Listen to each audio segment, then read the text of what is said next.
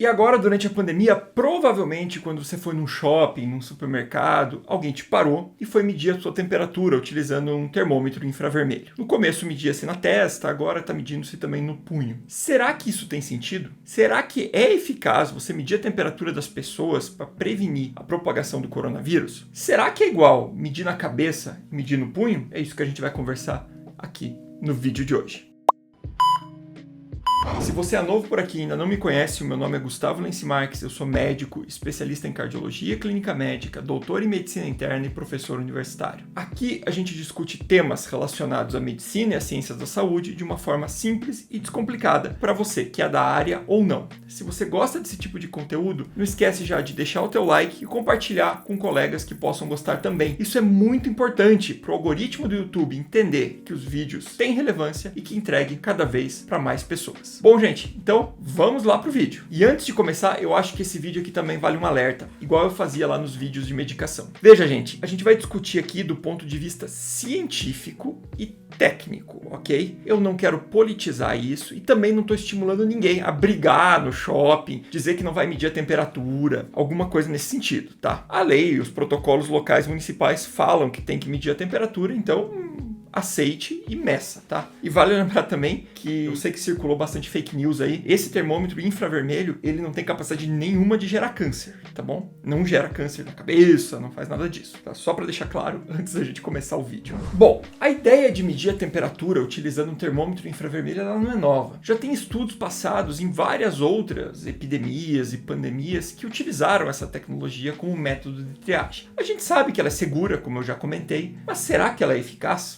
E o primeiro trabalho que eu trago aqui foi um estudo chinês, que ele comparou a temperatura timpânica com a temperatura na testa e no pulso. O estudo chegou à conclusão que existem variações de temperatura entre a testa e o pulso, mas que, em geral, ambos performam igual, ou seja, não é muito diferente você medir a temperatura na testa ou no pulso, ok? Esse é o primeiro dado que eu trago aqui para vocês. Agora, será que isso funciona mesmo? Daqui a pouco eu vou voltar nesse estudo. E o primeiro estudo que eu vou citar aqui foi um estudo australiano, que ele avaliou os pacientes com a Covid-19. E ele percebeu que muitos pacientes oligossintomáticos, aqueles com poucos sintomas da doença, não apresentavam febre. Portanto, para esses pacientes, medir a temperatura não seria um método eficaz de triagem. E isso, pelo contrário, poderia causar até a falsa sensação de segurança e estimular a circulação dessas pessoas, uma vez que elas não estavam com febre. Esse foi o primeiro questionamento feito aí esse ano a respeito disso. Na sequência, teve um estudo sueco com 94 militares das Forças Armadas lá da Suécia que tiveram a Covid-19. Eles avaliaram a temperatura desses pacientes e quando eles utilizaram o valor de corte de 38 graus, apenas 18% de todos eles que já tinham diagnóstico confirmado tiveram uma temperatura maior do que isso. Quando ele abaixou o valor de corte para 37,1, ele chegou em 63%. Ainda assim, 1/3 dos indivíduos contaminados estavam com temperatura normal, mesmo que você use um critério bem baixo. De volta, deixando em xeque aqui essa questão de quão eficaz isso é. Outro ponto que a gente tem que chamar a atenção é que a gente sabe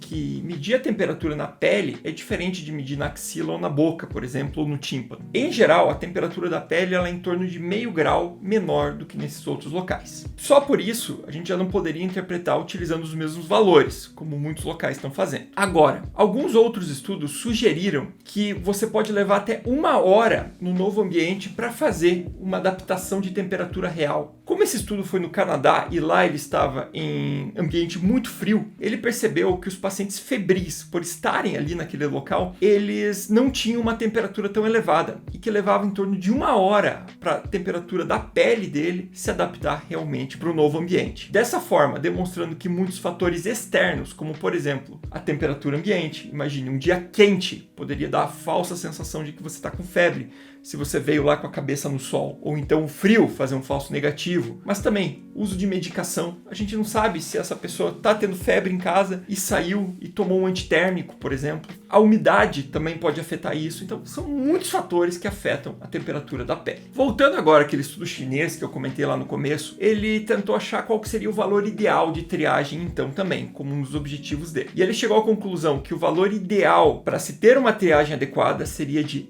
36,2. Ok, eu consigo pegar boa parte dos sintomáticos, o problema é que se eu utilizar esse valor de corte, eu vou dar muito falso positivo. E ainda mais aqui no Brasil, que a temperatura é quente. Eu hoje devo estar a minha temperatura de pele mais do que 36,2. Vocês provavelmente também. Então, ele daria muito falso positivo. O que é a conclusão disso tudo, então? Que aparentemente não existe uma evidência científica clara que reforce que tem utilidade o uso dessas triagens com aferição de temperatura. No entanto, existem alguns benefícios que isso traz. Por exemplo, o fato de ter uma pessoa ali medindo a temperatura e orientando as pessoas também a respeito do uso da máscara, do álcool em gel, e também as pessoas perceberem que elas estão vivendo uma pandemia, que precisam tomar um cuidado por isso, que devem usar a máscara. Por outro lado, medir a temperatura e o fato da pessoa não ter febre pode gerar a falsa sensação de segurança, de que aquele nariz trancado, aquela falta de olfato que a pessoa tem, não está sentindo o cheiro adequado, não está sentindo o gosto adequado, uma dor de cabeça mais leve, como ela não está com febre, porque foi medido lá no mercado, provavelmente não é Covid e ela continue circulando.